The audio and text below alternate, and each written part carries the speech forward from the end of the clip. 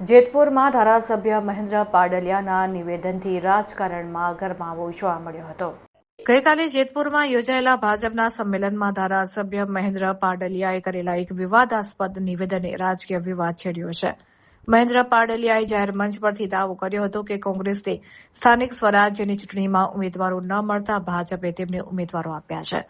આ નિવેદન બાદ ધોરાજીના પૂર્વ ધારાસભ્ય અને કોંગ્રેસના અગ્રણી લલિત વસોયાએ મેદાનમાં આવીને પાડલિયા પર આકરા પ્રહારો કર્યા છે। લલિત વસોયાએ આક્રોશ વ્યક્ત કરતા જણાવ્યું હતું કે મહેન્દ્ર પાડલિયા સ્થાનિક સ્વરાજ્યની ચૂંટણીના દબાણમાં પોતાની માનસિકતા ગુમાવી બેઠા છે અને તેઓ માનસિક અસ્થિર થઈ ગયા હોય તેવા વાહિયાત નિવેદનો કરી રહ્યા છે। વસોયાએ વધુમાં આક્ષેપ કર્યો કે આ પ્રકારના નિવેદનો આપીને મહેન્દ્ર પાડલિયાએ આડકતરી રીતે ભાજપ સાથે ગદ્દારી કરી છે, જેના માટે ભાજપે તેમની સાથે કડક પગલાં લેવા જોઈએ। વસોયાએ અંતમાં ઉમેર્યું કે મતદારોનું ધ્યાન મુખ્ય મુદ્દાઓ પરથી ભટકાવવા માટે ધારાસભ્ય આવા અર્થહીન નિવેદનો કરી રહ્યા છે। ચૂંટણી પૂર્વે જેતપુર ધોરાજી પંથકમાં જામી રહેલો આ શબ્દ યુદ્ધ આગામી દિવસોમાં ઉગ્ર બને તેવા સંકેતો દેખાઈ રહ્યા છે। ખેસ પહેરી લે, તમે જ્યાં ચેર પર બેઠા છો ત્યાં ખેસ રાખેલા છે, ખેસ બધા પહેરી લે।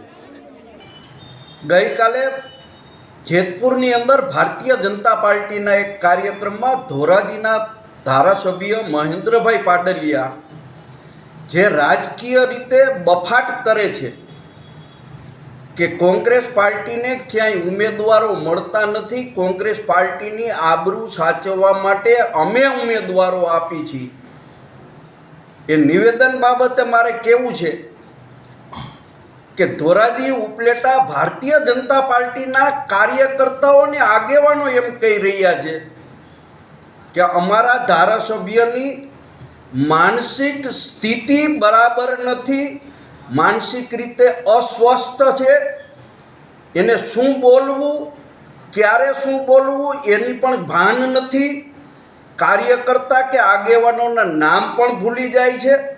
ત્યારે મહેન્દ્ર પાડલિયા કોંગ્રેસની ચિંતા કરી અને કોંગ્રેસને ઉમેદવારો આપવાની જ્યારે વાત કરી રહ્યા છે ત્યારે મારે કહેવું છે કે મહેન્દ્રભાઈ, તમે તમારા ભાણા ઉપરથી માખી ઉડાડો।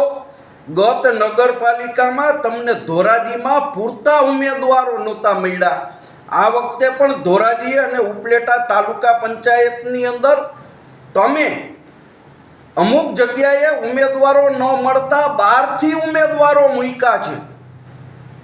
એ જ તમારી આ વિસ્તારની અંદર નબળાઈ બતાવી રહી છે। ત્યારે આપ બળાઈ કરીને કોંગ્રેસને કોસવાનું બંધ કરો અને તમે તમારું વિચારો।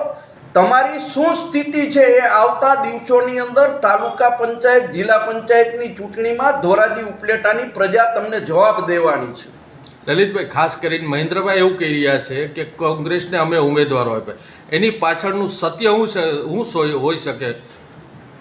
મહેન્દ્રભાઈ ને ક્યારે શું બોલવું એને જ્ઞાન કે ભાન નથી, એટલે આવા નિવેદનો કરે છે।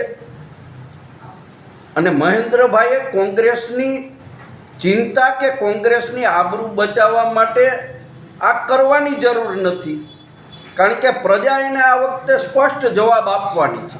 શું કહેશો લલિતભાઈ, એક ધ્યાન ભટકાવવાનો પ્રયાસ હોઈ શકે? મહેન્દ્રભાઈ કે ભારતીય જનતા પાર્ટીના લોકોનું ધ્યાન બીજે ભટકાવવા માટે આવા વાહિયાત નિવેદનો કરી રહ્યા છે। અને કદાચ મહેન્દ્રભાઈને ભારતીય જનતા પાર્ટીના આગેવાનો પણ નોટિસ આપશે, એના પાર્ટી નોટિસ આપશે કે તમે આ નિવેદન આપ્યું છે કે તમે કોંગ્રેસને ઉમેદવાર આપ્યા તો તમારામાં તેવડ હતી કે બિનહરીફ કરાવી શકાય, શા માટે તમે બિનહરીફ ભારતીય જનતા પાર્ટીની સીટ બિનહરીફ ન કરાવી? તમે ભારતીય જનતા પાર્ટી સાથે ગદ્દારી કરી છે।